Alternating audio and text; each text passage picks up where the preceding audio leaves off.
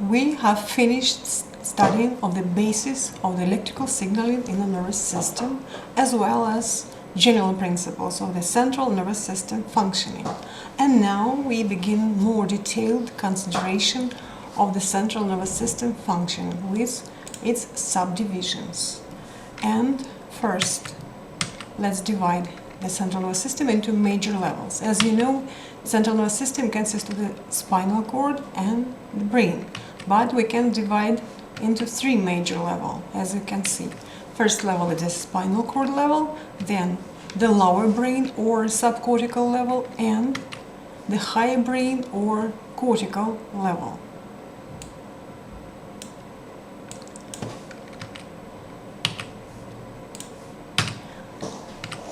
The spinal cord, first level we are going to consider. This part of the central nervous system performs many important functions. The sensory function, the motor function, the reflectory function, the regulation and coordination function for the whole body response. Let's recall anatomy of the spinal cord. As you know, it consists of the gray matter, which contains the bodies of neurons, and there is also the white matter that contains axons of numerous ascending and descending pathways. And out of the gray matter, from the anterior or ventral horns, the ventral roots go that contain axons outgoing from the spinal cord and sending commands to the skeletal muscles. These roots are motor, as you can see. And there are dorsal roots that contain fibers that enter the spinal cord, and these roots are sensory. The axons that pass through the dorsal roots are axons of the pseudo-unipolar neurons located in the spinal ganglia. The sensory function of the spinal cord is represented by numerous ascending pathways. They start from peripheral receptors such as touch, pressure, temperature, pain receptors, and the others. Look, these are skin receptors, as you can see, pain, cold, pressure, touch, and so on. Numerous peripheral receptors. And there is a group of receptors that start from a muscle. The main, of course, is the muscle spindle, which provides maximal feedback from the muscle. And also there are receptors located in the tendon, Golgi tendon organ, and also there are joint receptors. The motor function is represented by descending pathways that generally originate from the motor cortex, which is precentral gyrus, the primary motor cortex, and adjacent to the precentral gyrus areas of the frontal lobe.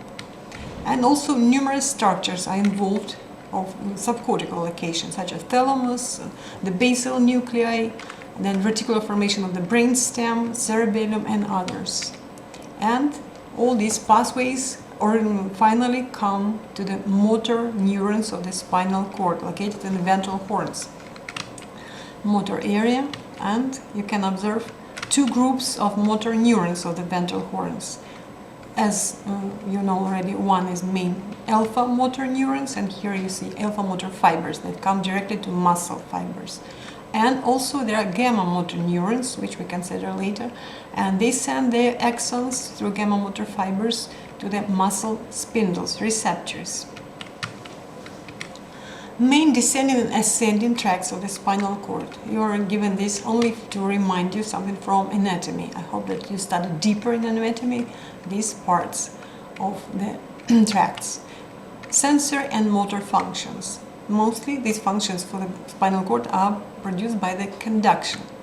Descending tracts that go from the upper portion of the central nervous system down to motor neurons.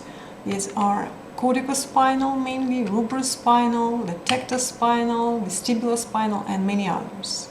As for ascending tracts, the main are spinocerebellum, spinothalamic, and the others. Also, you can observe here, you can see fascicular that produce conduction of the numerous other sensations. Reflectory function, spinal reflexes. Reflexes are arranged in horizontal plane within the segments of the spinal cord. This is simplest reflex arc which we studied many times already. It contains just two neurons, sensory neuron, pseudounipolar, and motor neuron. Motor neuron is the alpha motor neuron located in the ventral horns of the spinal cord, and axons go directly to the skeletal muscle fiber. Actually, it goes to the number of fibers joined into one motor unit. So this is the muscle stretch reflex, also can be tendon reflex, can be called. These are segmental monosynaptic reflex arcs. Impulse is generated in the muscle spindle due to stretching of this receptor. Impulse is sent through dorsal roots into the ventral roots, into alpha motor neurons in the ventral horns, and then motor neurons send it down to the muscle fibers. Some reflex arcs contain much more neurons, but at least 3 neurons mostly. This is, for comparison, muscle stretch reflex. Again, it begins from muscle spindle and sends impulses directly to motor, from sensory to motor, alpha motor neuron. 2 neurons only, with one central synapse. Therefore, it's monosynaptic reflex arc. And reflexes that begin from skin receptors have at least 3 neurons, sometimes much more. And here you have example of a 3 neurons reflex arc with 2 synapses in the central part. So second is an interneuron, and the third one is motor neuron, alpha motor neuron. Types of motor neurons. As you already know, that main neurons that innervate the skeletal muscle and control and produce their contraction are large alpha motor neurons, having numerous synaptic contacts on their surface. And they have the thickest and fastest fibers that belong to the type A alpha. And these fibers come directly to the motor units in the muscle. But there are some other gamma motor neurons. They are smaller in size and they are located in the same ventral horns. Their fibers belong to the type A gamma, which are also thick myelinated but a little bit less fast. And these fibers come to the muscle fibers that are called intrafusal. Intrafusal fibers present in the muscle spindle, and the word intrafusal is means exactly inside spindle fibers. Intrafusal. Muscle spindle structure. First, let's see what is spindle shape. This is example of the old object that is not used anymore, spindle that is used to wound around the threads. Now we have spindles that are present in the contemporary machines, but they look differently. But this is classical old version of the spindle, and this is example of the spindle-shaped object. So we don't use such spindles anymore, but this shape is thin in the ends and thick in the middle. And this is the shape of the muscle spindle, which is a receptor located inside the muscle. As you can see, this receptor is located parallel to the muscle fibers in the muscle, and it's attached to by both ends to tendons, similarly to regular muscle fibers. Regular muscle fibers, in order to differentiate from muscle fibers present inside the muscle spindle, therefore are called extrafusal, in contrast to intrafusal that are part of the muscle spindles. This parallel location of the muscle spindle produces the activation only in case of the stretching, elongation of the total, of the increase of distance between the points of attachment. So when muscle contracts, the distance becomes shorter, therefore there is no stretching of the fiber, of the receptor. But when muscle tries to relax or additionally becomes stretched, it elongates the receptor, and stretch receptor responses by generation of impulses. So, due to parallel position to the muscle fibers, stretching occurs during relaxation of muscle fibers. And it results in stimulation of the motor neurons of the muscle, as we could see from previous reflex arcs pictures. Let's go deeper into structure of the muscle spindle. Muscle spindles have middle portion with nuclei and peripheral portion with muscle fibers. Here you can see 2 receptors, 2 muscle spindles in one capsule. one side you see nuclear chain fibers, and you may observe really the nuclei are located in the middle of the fiber, but one after another, similarly like red cells pass through capillaries. But here is an example of nuclear bag fiber, which contains numerous nuclei, like a bag of them in the middle. Really, there is slightly different in their function. One type considered to be sensing the force of contraction, and the other fiber is considered to be reacting to the velocity of contraction. But generally, the mechanism of operation are not of great difference. So the peripheral portions of the receptors are represented by muscle fibers. Again, they are called intrafusal fibers. The nerve ending, the receptor itself, is present inside, in the middle of the fiber, and it's wrapped around as a spiral. And while during stretching, this fiber generates nervous impulses. In case of enough stretching, when the threshold of depolarization is reached, by the area of axon where sodium voltage-gated fast channels are present, if it's enough to reach the threshold, action potential is generated, and stretching makes stimulation as a result of the motor neuron. You can see here these sensory fibers go from the receptor, but also there are efferent fibers from gamma motor neurons, which we consider again later. Again, structure of muscle spindle, now schematical presentation necessary for understanding of next slides. Here it's schematical picture of lateral portions are intrafusal muscle fibers, while medial portion contains nuclear bag, for example. And stretch receptor itself is wrapped around as a spiral, and finally it goes to the spinal cord through dorsal roots. And let's observe how this stretch reflex provides the basis for muscle tone maintaining at the spinal level.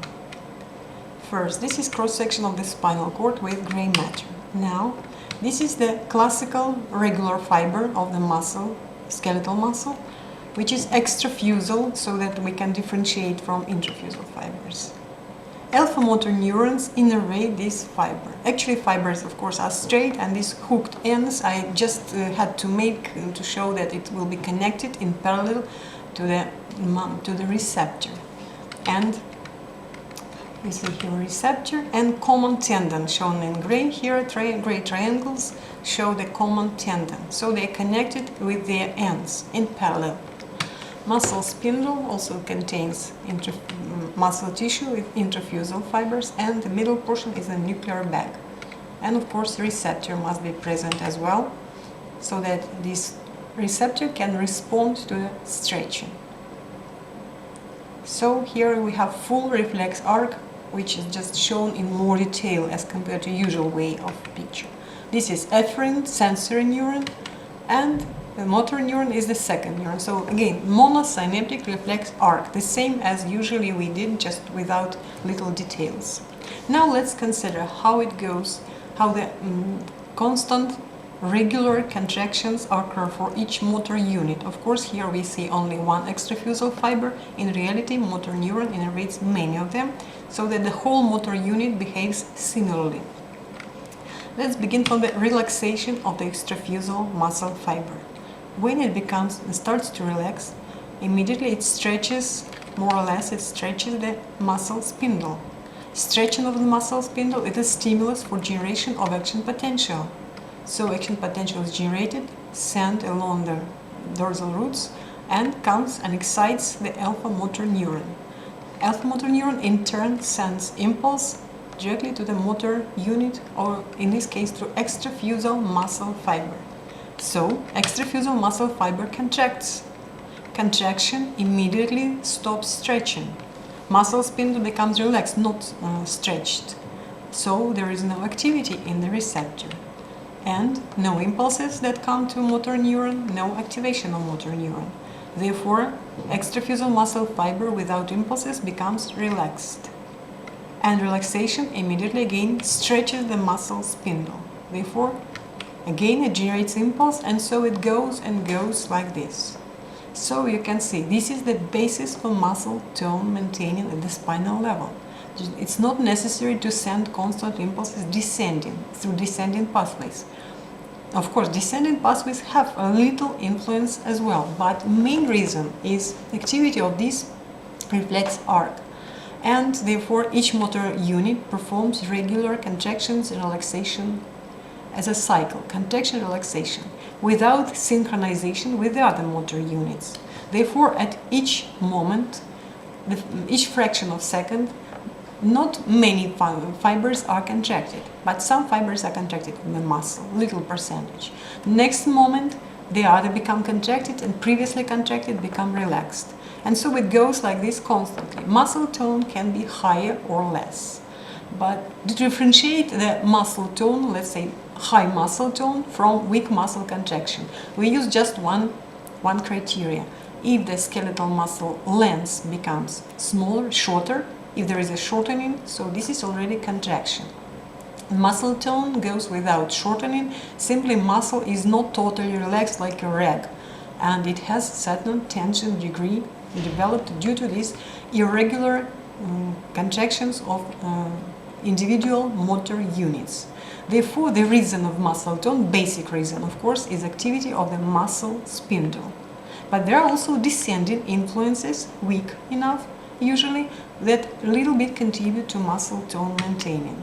And also we should take into account that there is a gamma motor neuron that innervates the intrafusal muscle fibers.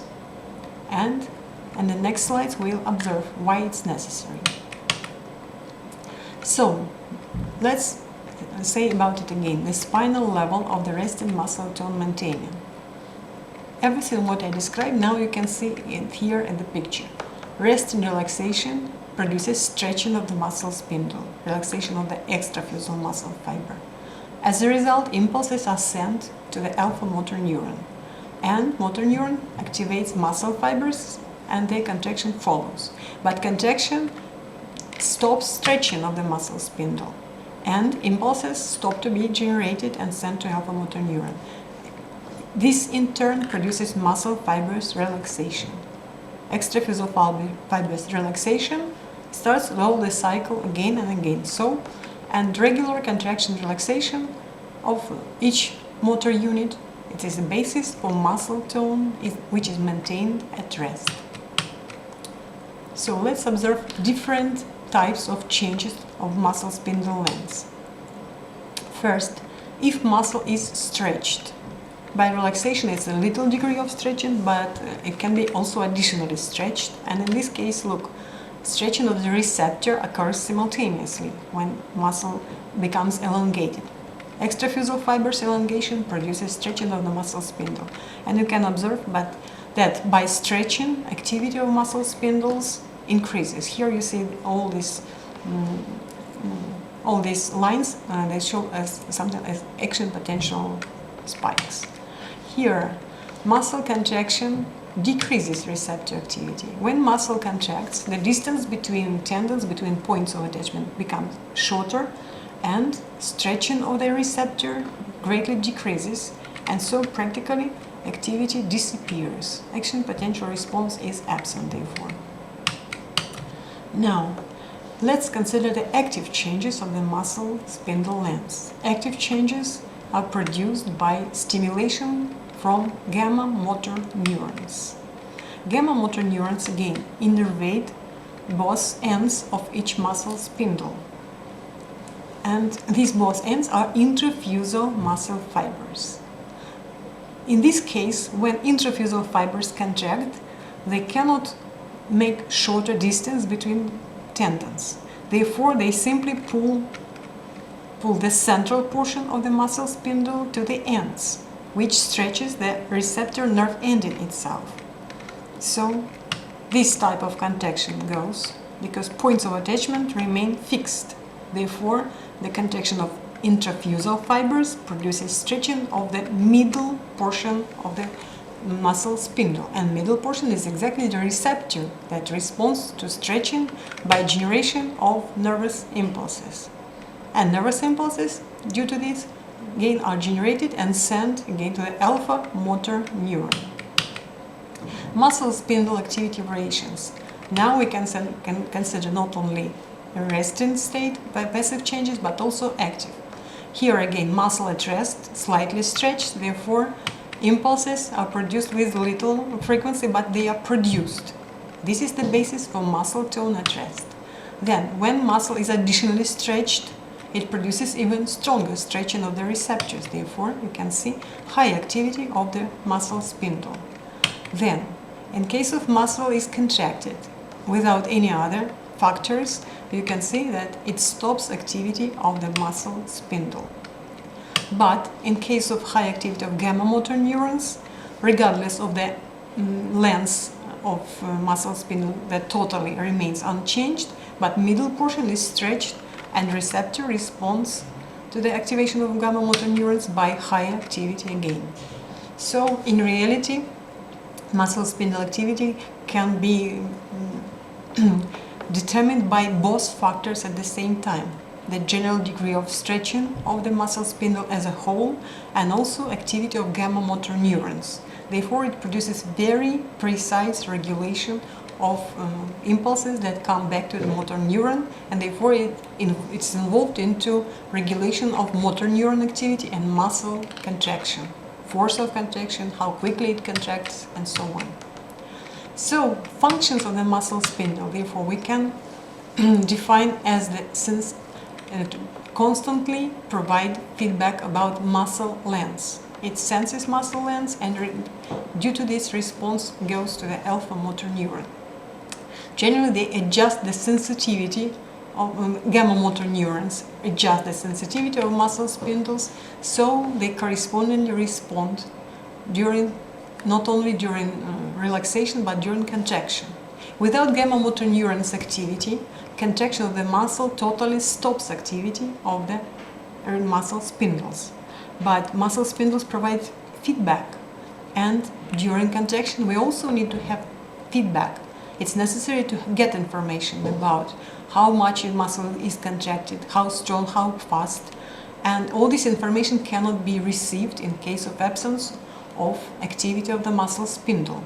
Therefore, gamma motor neurons become activated at the same time with alpha motor neurons. This is called co-activation, simultaneous activation. And gamma motor neurons constantly produces adjustment the length of the receptor to the length of the muscle fibers, which are extrafusal, so that the receptor can continuously provide feedback. This is important for control of the muscle contraction. And so muscle spindle remains sensitive even during muscle contractions. So they provide constancy of the feedback and also provide muscle tone maintaining at rest. Then, interneurons. It's an important part of neurons, total pool of neurons in the central nervous system. And they are many times, you can say about 30 times as numerous as the motor neuron. And exactly due to these interconnections, due to interneurons, we have the response of many structures in stimulation by one and the same stimulus. And generally this is basis for integration and coordination in the spinal cord and generally in the whole central nervous system. Inhibitory interneurons are of great importance for coordination. Especially they are involved into reciprocal inhibition. Let's recall about the features of this inhibition. This inhibition provides coordination of the antagonistic muscles movement. When one muscle contracts, and for effective contraction of this muscle, we need relaxation of the antagonistic muscle. So look how it goes. The muscle spindle of this muscle, let it be extensor, for example, when it's stimulated, it sends impulses that come to, first, they come of course to the alpha motor neurons of the same muscle spindle, and particularly the same motor unit, which contains this muscle spindle. But also stimulation comes to the inhibitory neuron that inhibits the motor neuron of the antagonistic muscle. So antagonistic muscle is relaxed, while the activated muscle is contracted. So this is a classical reciprocal inhibition, and it's achieved by stimulation of one and the same receptor. And it occurs due to branching of the fibers of the pseudounipolar neuron, but also due to inhibitory interneuron in the spinal cord.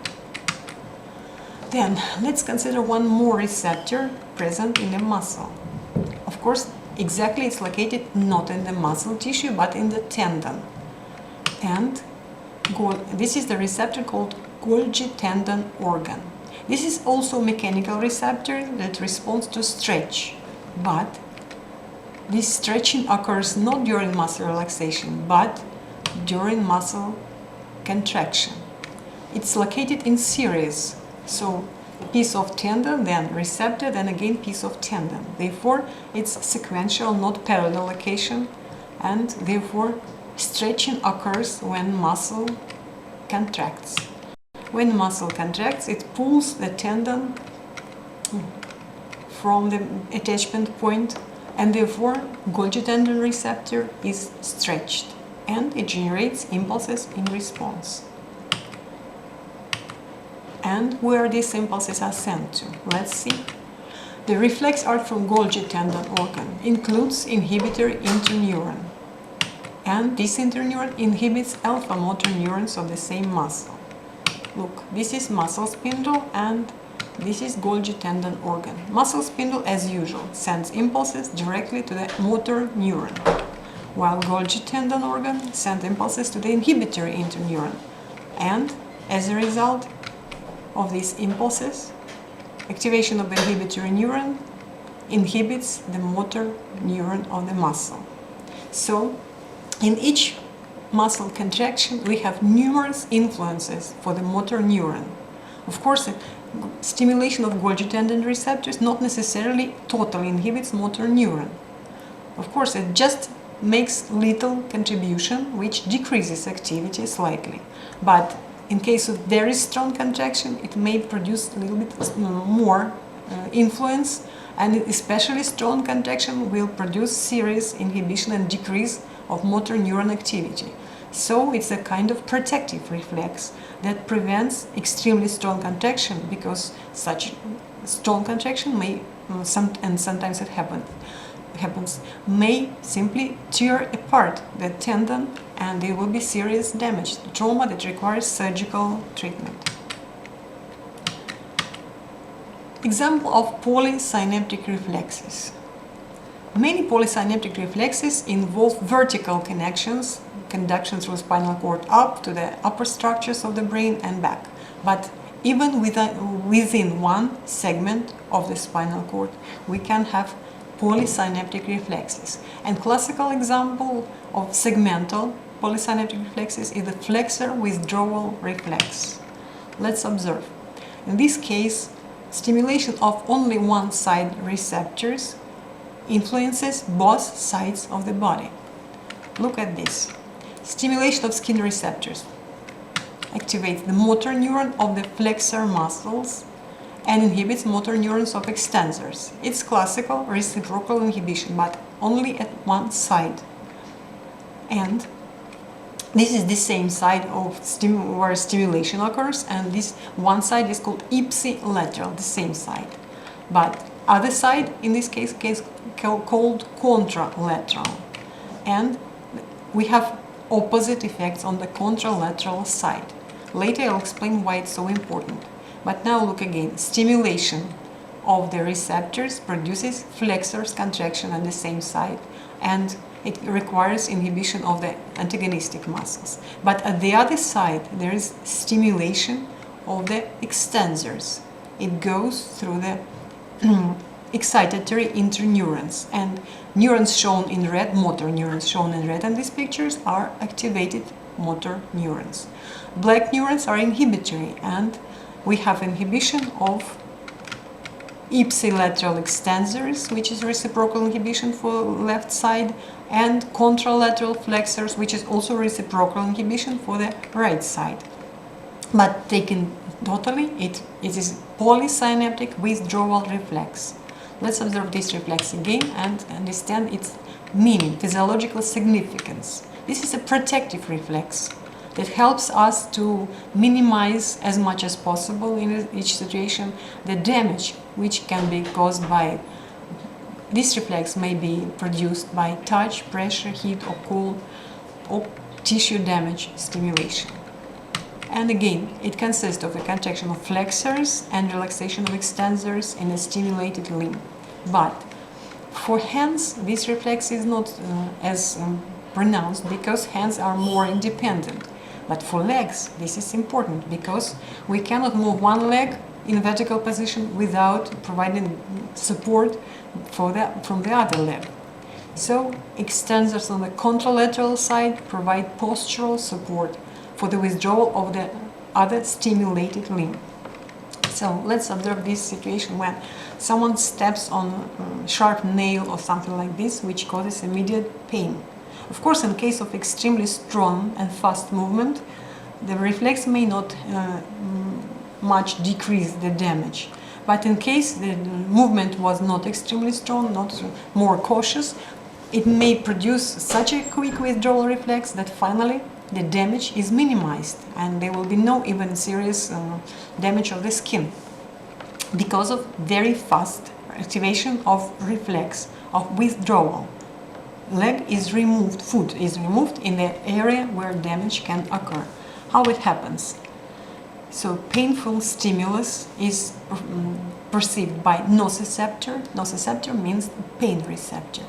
And efferent nerves, shown here in green, conduct these impulses quickly to the spinal cord and finally stimulate the muscle which is responsible for flexion. And when leg is flexed in the knee joint, the foot is removed from the area of damage.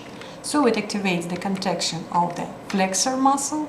Of course, at the same time, by reciprocal inhibition, we have relaxation of the extensor because efferent fibers activate the neurons of inhibitory type, interneurons shown in red. But the other side, if this leg is immediately withdrawn up from the damage, the other leg should provide support. Support means that we should resist gravity. Gravity tries to flex the leg, to bend in the knee joint. Therefore, extensors must be active to produce good support and good resistance to the gravity. So, contralateral opposite side have stimulation of the extensor muscles. And flexor muscles are inhibited through inhibitory interneuron. So, generally, with flexor withdrawal reflex activates the flexor muscles on the ipsilateral side and extensor muscles on the contralateral side, and correspondingly the opposite muscles are inhibited. So this is the protective withdrawal reflex that makes us able to respond so quickly that we haven't idea what happened, but our reflexes already provided protection as much as it possible at the moment. Flexor on the ipsilateral, extensor on the contralateral side. So let's observe the basic spinal reflexes, which we are going to check during classes. Of course, total reflexes are numerous, and serious investigation by a neurologist involves many other reflexes, but classical that usually are checked during basic neurologist examination are knee reflex. Everyone knows, as you passed, I think, numerously medical examinations. This is the contraction knee reflex. We activate by striking the tendon, we stretch the muscle as a whole, activate numerous muscle spindles in the muscle quadriceps femoris, and this muscle contracts, and we observe little movement of the leg, which is extension. Then ankle reflex or Achilles reflex, stimulation of the tendon, which is also called Achilles tendon, of gastrocnemius muscle.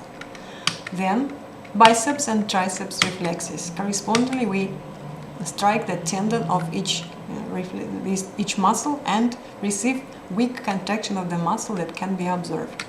So all these cases are the stretch reflexes, muscle stretch reflexes, and also they are called tendon reflexes. But I hope you understand that not tendon receptors produce this movement. This is activation of the numerous muscle spindles due to stretching of the muscle when you pull the tendon. Neural pathways of the knee reflex. It's a classical stretch reflex which consists of the two neurons. This is monosynaptic reflex arc. But also we can observe, of course, reciprocal inhibition of the antagonistic muscle, while extensor contracts, so the flexor should be inhibited. But let's start from the movement of the neurological hammer, and this sharp and short strike should be done so that stretching the tendon pulls the muscle as a whole, stretches the muscle, and numerous receptors, stretch receptors, muscle spindles become activated. So this muscle becomes contracted due to activation of this monosynaptic reflex. But also you can see in the spinal cord red inhibitory neuron, and it sends impulses to the alpha motor neurons of flexor. And flexor is perfectly relaxed so that contraction can be observed. Levels of spinal reflexes. Generally you studied in anatomy that there are 4 levels. Cervical level, then thoracic level with 12 segments, then lumbar level and sacral level. And these reflexes we considered before belong to the following levels. Biceps and triceps reflexes all originate from cervical part because these muscles are innervated from the cervical portion. And C5, C6 segments considered to be centers for both biceps and triceps. For knee reflex is the contraction of the muscle quadriceps femoris, large muscles of the thigh. And this muscle is innervated from lumbar portion of the spinal cord. In particular, segments number 2, 3 and 4, or simply from 2nd to 4th, contain the motor neurons that innervate this large muscle. And last, Achilles reflex or ankle reflex is the contraction of the gastrocnemius muscle, which is innervated from S1, S2, first 2 sacral segments of the spinal cord. Now let's observe what happens in case of spinal cord injuries. Only basis of this, but it's important and it's based on your knowledge of previously considered questions. Just imagine that due to some accident the vertebral column is broken and spinal cord is ruptured entirely. And in this case there is a number of bad consequences which you should know well. First, let's consider permanent consequences, which remain with this patient forever. And these consequences include, these consequences are irreversible, and of course these consequences occur for the lower part of the body, which is innervated from the lower separated portion of the spinal cord. First consequence is loss of skeletal muscle control. It's clear, descending pathways that come from motor cortex down, they do not reach these motor neurons. Therefore, motor neurons cannot control the muscle and voluntary muscle control is entirely lost. Muscle paralysis. Then, sensitivity of this portion of the body also is lost because sensory ascending pathway also are disrupted. And also, there is a loss of voluntary control of some autonomic functions. Autonomic functions are performed by autonomic system, which is called autonomic, so that it is independent and doesn't require voluntary participation necessarily, but voluntary control is important. Let's consider, for example, the bladder, urinary bladder functioning. When urinary bladder becomes filled entirely, it may initiate the reflex of emptying, but with our voluntary control we can postpone this, wait until more convenient situation, and therefore the voluntary control is of high importance for us.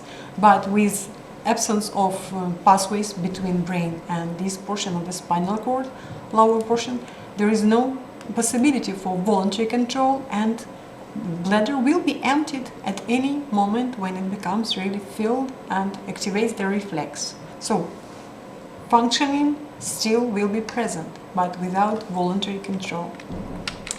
This is a number of irreversible consequences. But additionally to this, we have number of temporary consequences. Immediately after such a trauma, patients develop the so-called spinal shock. And this spinal shock includes loss of all segmental reflexes as well as muscle tone in the dissected area, innervated from dissected portion of the spinal cord. So let's consider again spinal shock. This is a state. Just imagine again that traumatic damage, it can be on different levels, and there is a level where words are consequences. And it's present in all vertebrates. If the spinal cord is transected, it follows, the spinal shock period follows, and all reflexes are lost, and muscle tone also. And in lower animals it lasts shorter time, but in people, in humans, it lasts at least about 2 weeks and maximally up to few months. So during this period, the reflexes are lost and muscle tone is lost. But the basis for muscle tone really is not lost, because reflexes as well as muscle tone are organized in the horizontal plane within segments. And if the area of damage is somewhere above, so you may understand that beneath the spinal cord lower level, in the lower segments, there is no any damage, and theoretically the reflexes should still function and muscle tone should be maintained. But the neurons come to entirely different situation. Naturally, alpha motor neurons receive numerous descending influences. Some of these influences are excitatory, some influences are inhibitory. And the balance between them slightly is higher for the excitatory influences. But nevertheless, the motor neurons are used to this normal situation when numerous impulses come from above. And now, immediately, abruptly it stops. And motor neurons require certain time to restore their ability to function normally within this great descending input of impulses. And it takes time, individually, dependent on the type of damage, and so minimally 2 weeks, maximally few months. So let's consider consequences of injuries of the spinal cord ventral roots. Now only ventral roots, not total damage of the spinal cord. Ventral roots, they are motor roots. So if these roots are cross-sected, muscles cannot receive any impulses, and therefore it's total muscle relaxation, muscle paralysis. No voluntary control, no involuntary, nothing can stimulate the muscles, because there is no way to send impulses, and naturally only impulses may produce contraction of skeletal muscle fibers. So you may understand that any muscle activity disappears, not only voluntary contraction, but involuntary due to reflexes, and muscle tone, which is based on reflexes, but nothing can come to the muscles. There is no way.